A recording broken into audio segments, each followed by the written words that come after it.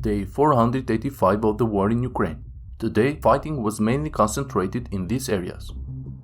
In RIVNOPIL front, there are new developments today as clashes continued on the two sides of the front. According to the latest news, the Ukrainian sources reported that there is an advancement of the Ukrainian troops northwest of Staromayorsk. This news is also confirmed by some Russian sources, but with the difference that while the Ukrainian sources report that their troops have reached quite close to the road that connects RIVNOPIL and Staromayorsk, the Russians on the other hand admit the Ukrainian advancement in this area, but they say that the Ukrainian troops are still about 1 kilometer east of the road. What it is clear about the situation is the fact that the Ukrainian soldiers are surely aiming to take control of the RIVNOPIL-Staromayorsk road, thus completely isolating RIVNOPIL. If this is achieved in the next few hours or days, we would soon have a complete withdrawal of the Russian troops from the village of RIVNOPIL, or else they would risk finding themselves completely surrounded by the Ukrainian troops. Recently, clashes have also been reported in the areas south of MAKARIVKA, where it is the Ukrainian forces that are trying to push south towards Staromayorsk. The Russian defenses in this part of the front line seem to be doing better here, as they are still holding their ground. This also thanks to the intensive use of fighter jets and attack helicopters by the Russian army on this part of the front. In the western part of the front, the fighting is of lower intensity.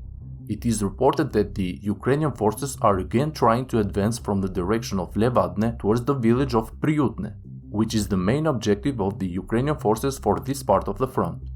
Ukrainian forces are also reported to have attacked RIVNOPIL from the north and west, but currently there are no reports of visible changes on the front line.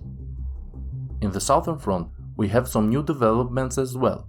Apparently, during the last 2 days, the Ukrainian forces have been reactivated on the Hulia-Pole front. According to Russian and Ukrainian sources, small groups of the Ukrainian infantry are testing the Russian defenses in the areas south of Hulia-Pole, along a line that stretches about 25 kilometers from Charivne to Marfopil. Skirmishes were reported in the areas of Charivne, Mirne and Marfopil. Apparently, the Ukrainian command is testing the readiness of the Russian forces in this area, perhaps considering it suitable to open another front for the Ukrainian offensive here. On the other side of the front, fighting continues north of Robotine and in the areas between Pyatikatki and Zherebianki. The news that we gave yesterday about the Ukrainian advancements north of Robotine was accepted by more Russian sources today, who admitted that the Ukrainian army has managed to take control of one of the strongholds of the Russian army north of Robotine. Further west, it was confirmed once again today that the Ukrainian forces are now in solid control of Pyatikatki. Regardless of the several attempts made by the Russian army to counterattack from the direction of Zherebianki, it seems that their attempts have been repulsed by the Ukrainian reinforcements. On Bakhmut front, sources from both sides reported a small advance of the Ukrainian forces south and north of the front line.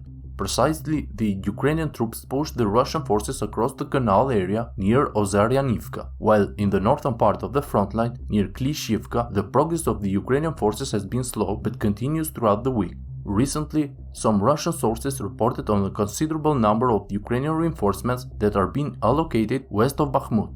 Some of these sources think that a major Ukrainian offensive could start here in the coming days. But so far there are no clear indications that such thing can happen anytime soon. On the Kupiansk front, it is reported that Russian forces have launched several attacks in the areas north of Sinkivka and Petropavlivka. For the moment, there isn't much information about this front, but apparently the Russian forces have penetrated the forest area west of Sinkivka and clashes are being reported taking place near the village. Clashes have also been registered in the areas north of Petropavlivka. However, until now the town remains under the Ukrainian control. That's all for today's video. Please don't forget to help the channel grow by liking the video and subscribing, and also for those who want to support the channel and get access to more content, you can visit my Patreon page. Thank you.